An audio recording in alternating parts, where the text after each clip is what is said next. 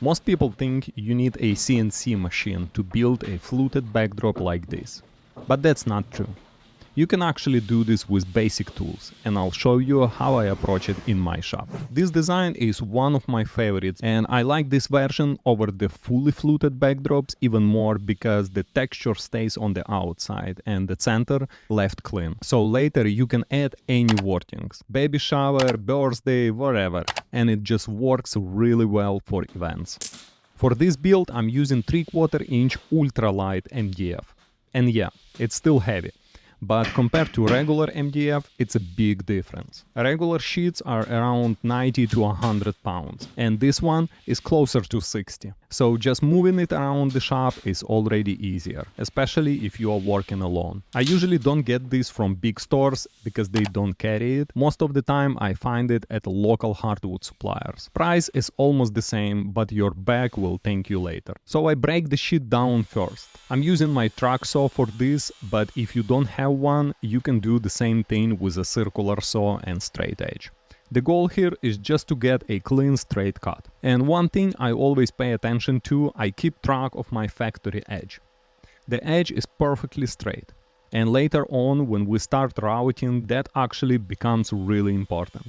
If you use a slightly off edge as your reference, your pattern can start drifting and you won't notice it until the end. Once the panel is cut to size, I find my center point and get ready to cut the arch. For that I'm using a compact router with a circle cutting jig.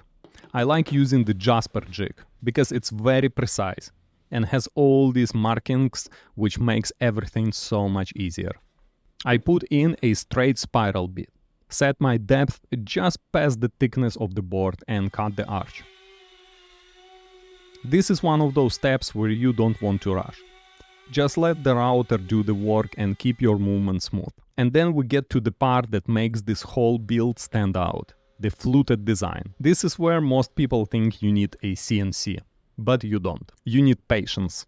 I switch my bit to a round over V-groove style bit. This one gives me a nice wide groove without cutting too deep. That's important because you want that texture, but you don't want to weaken the board. And instead of freehanding anything, I'm still gonna use the same circle jig from Jasper because of its precision.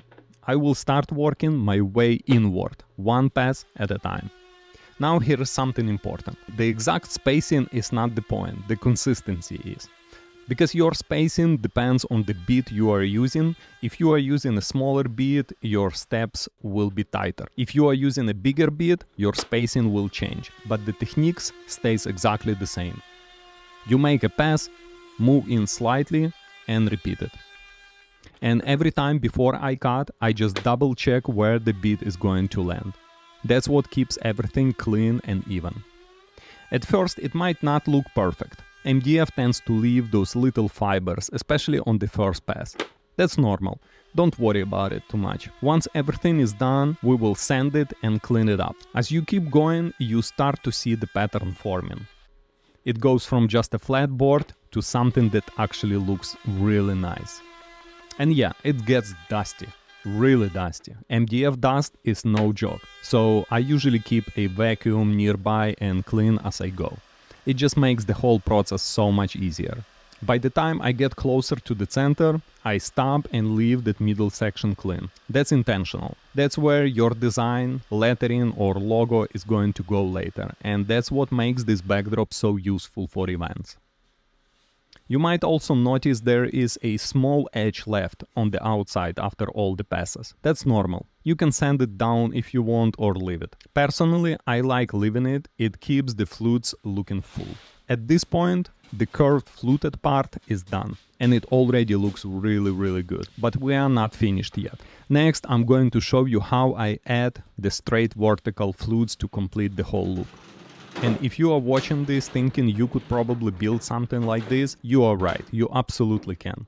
If you have some basic woodworking experience, you could definitely recreate it. But if you want everything broken down step by step with the exact measurements, templates and full guidance, check out my full backdrop course in the description. Alright, so at this point we have the curved fluted part done. Remember that leftover strip from earlier? This is where it comes back. I'm using that as my straight guide, and I'm making sure I'm using the factory edge, the perfectly straight side. That's what keeps everything accurate. I clamp it down, and now we are basically turning this into a track for the router. I'm using different router here, but just because I have two of them. On this one I hooked up a shop vac, just because MDF gets super dusty and this keeps things a lot cleaner while I work. Now this is where you want to slow down a bit. In the first part, the circle jig was doing most of the work for us. Here it's all about your setup.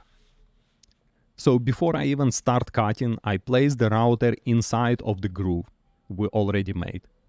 And I'm not just dropping it in, I'm actually feeling how the bit sits inside the groove. That's gonna be your reference. The blades of the bit are what matters here. That's what you are lining up every time. Because if that alignment is off even a little bit, your vertical grooves won't connect cleanly to the curved ones. Once I know the router is sitting correctly, I bring my straight guide in close and measure the distance from the edge. I don't want you to focus on my numbers here because your numbers will be different. It depends on your router base and the size of your router. What matters is this. Whatever measurements you get at the top, you carry the exact same measurements at the bottom. That's how you keep your guide perfectly straight. Once everything lines up top and bottom, I clamp it down tight so nothing moves. And we can start cutting. I start from the bottom and move upward, keeping the router pressed against the guide the whole time. And if everything is set up correctly, you will see it connects perfectly into the groove above. That's the moment you know you did it right. From here, it's just repetition. Move to the next groove, set the router inside it, check alignment, measure, clamp it, and cut it. And after a couple passes, your hands just get used to it. It becomes almost automatic. Patience is the key here. Sometimes I'll go over the same groove twice. Not because I have to, but just to clean it up, especially if the bit is a little dull or if I didn't push hard enough the first time.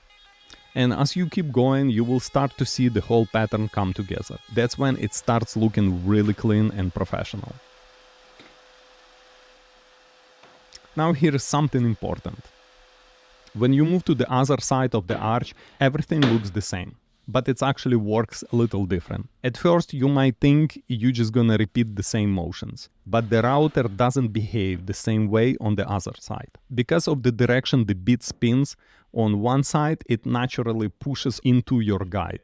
And on the other side, it actually tries to pull away from it. And if you are not ready for that, it will mess up your cut. So instead of starting from the bottom, like before, I do the opposite. I start from the groove itself. It might feel a little awkward at first, but it actually gives you way more control. And again, same system. Set the router into the groove, measure the top, carry the measurements to the bottom, clamp it and cut it. One groove at a time, working your way out. And yeah, this part takes a little time. It's not the fastest process. But if you don't have a CNC machine, this is how you get that same clean, professional look completely by hand. And the more you do it, the more confident you get with your router. And here is the final cut on this side. And just like that, you can see everything connects perfectly from top to bottom. Now it's time for sanding. Even if your cuts came out clean, a quick pass with fine sandpaper just softens everything and makes it look more finished. It's one of those small details that people don't always notice, but they will definitely feel it. After that, I grab my orbital sander, hook up the shop vac and go over the entire piece. Front, edges, corners, everything. And yeah, sanding is probably the most boring part of woodworking, but it's also one of the most important ones. This is the difference between something that looks DIY and something that looks like you actually know what you are doing. Once everything feels smooth, now we flip it over and I'm gonna add back support. Because this backdrop is so big, and if you don't support it properly, it can fall over easily. So I add support strips on the back using wood glue and brad nails. I'm using 3/4 inch brad nails here to make sure they don't go through the front. For glue, I'm using Titebond 3. I like it because it gives me a little more time to adjust things before it sets. And it's strong enough for this kind of build. Then I attach the stands using hinges. And one small detail that really helps. I add little support blocks where the hinges go. That just gives me extra thickness, so the screws don't go through the material, and it makes the whole thing even stronger. Once everything is installed, I'm gonna test it.